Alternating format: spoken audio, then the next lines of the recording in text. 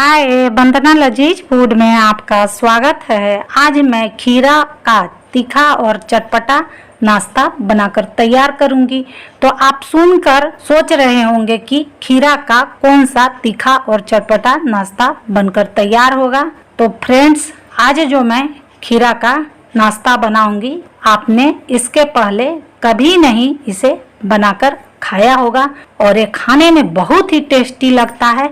और इसे बनाने के लिए आपको पहले से कुछ भी तैयारी करने की जरूरत नहीं है। आप इसे मिनटों में बनाकर तैयार कर सकते हैं और एकदम सरल तरीके से बनकर तैयार होता है। और तीखा चटपटा के साथ एक पौष्टिक भी है। तो आपको जब भी कभी तीखा चटपटा खाने का मन करे तो आप इस तरीके से खीरा का नाश्ता बनाकर खाइएगा, आपको बहुत पसंद आएगा।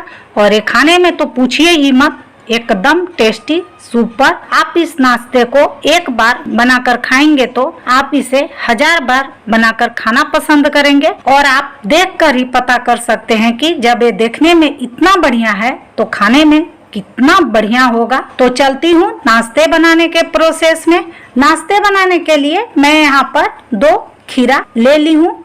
खीरा को मैं अच्छी तरह से वॉश करके इसे कपड़े से पोंछकर अच्छी तरह से क्लीन कर ली हूँ।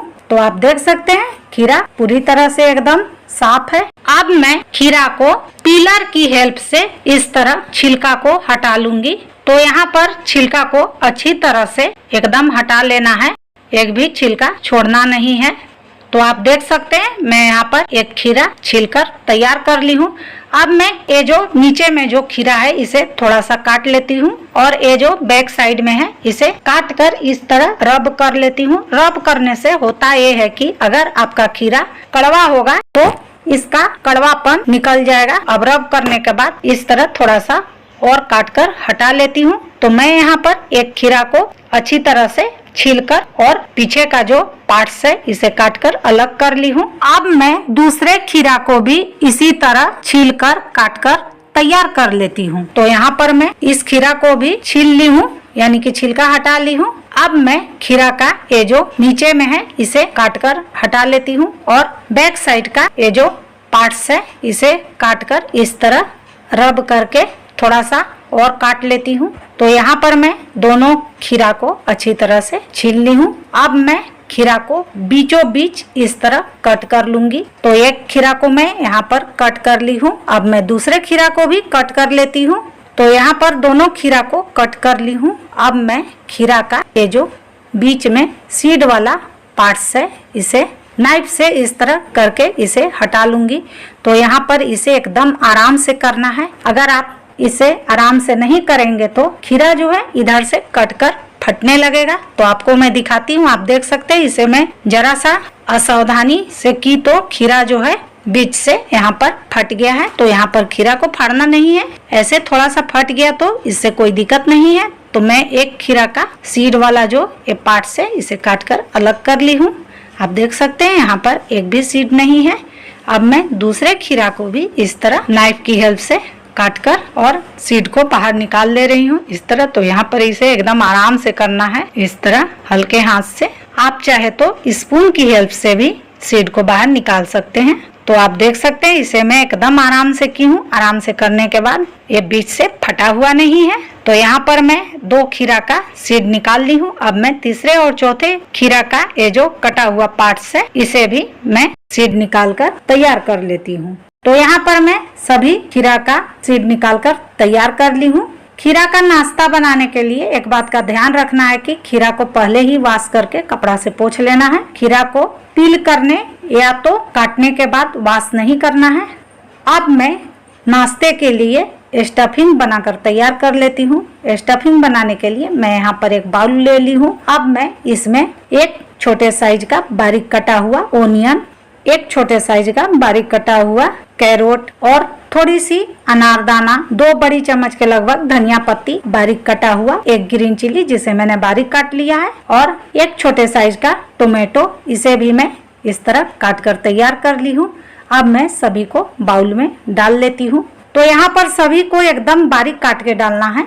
तो मैं इसमें से थोड़ा सा अनारदाना बचा लेती हूँ। एक गार्निश का काम आएगा। नाश्ते में मैं इसे ऊपर से गार्निश करूंगी। अगर आप इसमें से जो लाइक नहीं करते हैं उसे स्किप करके अपने पसंद का भी डाल सकते हैं। आप इसमें एप्पल या तो बेबी कॉर्न देकर भी इस नाश्ते को बनाकर तैयार कर सकते हैं, या तो आप इसे सिर्फ ओनियन या टोमेटो से भी बनाकर तैयार कर सकते हैं। तो यहाँ पर मैं सभी को बाउल में डाल दी हूँ। अब मैं इसमें 1/4 टीस्पून के लगभग साल्ट डाल लेती हूँ। तो यहाँ पर मैं साल्ट को डाल ली हूँ। अब मैं इसमें 1/4 टीस्पून के लगभग ब्लैक साल्ट डाल लेती हूँ। ब्लैक साल्ट देने से इस नाश्ते का टेस्ट जो है बहुत ही बढ़िया आता है। और आधी छोटी चम्मच के लगभग चाट मसाला पाउडर। अब मैं इसमें 3 से 4 बड़ी चम्मच के लगभग मिक्सचर डाल लेती हूँ। तो यहाँ पर मैं मिक्सचर को भी डाल ली हूँ। अब मैं इसमें आधा नींबू का रस इसमें डाल लेती हूँ। तो यहाँ पर मैं इसे भी डाल ली हूँ। अब मैं सभी को आपस में अच्छी तरह से इस तरह चलाते हुए मिक्स कर लूंगी। आप यहाँ पर इसमें साल्ट जो है अपने टेस्ट के अकॉर्डिंग कम ज्यादा रख सकते हैं। तो ये अच्छी तरह से मिक्स हो गया है। अब मैं स्टफिंग को खीरा के ये जो खाली जगह है इसमें इस तरह भर लेती हूँ, इस तरह। तो यहाँ पर मैं स्पून की हेल्प से स्टफिंग डाल दी हूँ। अब मैं हैंड से थोड़ा सा इस तरह दबा लेती हूँ ताकि खाली जगह और भी अच्छी तरह से भर जाए। तो यहाँ पर स्टफिंग मैं इस तरह रख ली हूँ। अब मैं इसके ऊपर से सेव से गार्निश कर लेती हूँ। तो यहाँ पर मैं सेव से भी गार्निश कर ली हूँ। अब मैं इसके ऊपर से कुछ अनारदाना डाल लेती हूँ। तो यहाँ पर मैं अनारदाना को भी डाल ली हूँ। तो आप देख सकते हैं नाश्ते देखने में कितना बढ़िया लग रहा है। तो यहाँ पर मैं एक को स्टफिंग करके तैयार कर ली हूँ। अब मैं दूसरे में भी इस तरह स्टफिंग डाल लेती हूँ। तो यहाँ पर मैं दूसरे में भी स्टफिंग डाल ली हूँ। अब मैं हैंड से थोड़ा सा इस तरह दबा लेती हूँ। अब मैं इसके ऊपर से सेव से गार्निश कर लेती हूँ। तो यहाँ पर मैं सेव से भी गार्निश कर ली हूँ। अब मैं इसके ऊपर से कुछ अनारदाना डाल लेती हूँ। तो यहाँ पर मैं अनारदाना को भी डाल ली हूँ।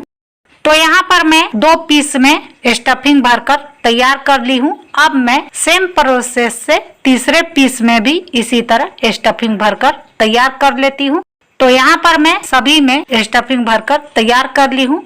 अब मैं इसे प्लेट में इस तरह सजा लेती हूँ। तो एक एक करके मैं चारों पीस को प्लेट में सजा ली हूँ। इस तरह मैं इसे सीधा कर लेती हूँ। तो यहाँ पर मैं चारों पीस को प्लेट में सजा ली हूँ। आप देख सकते हैं देखने में कितना बढ़िया लग रहा है और खाने में तो पूछिए ही मत, एकदम टेस्टी।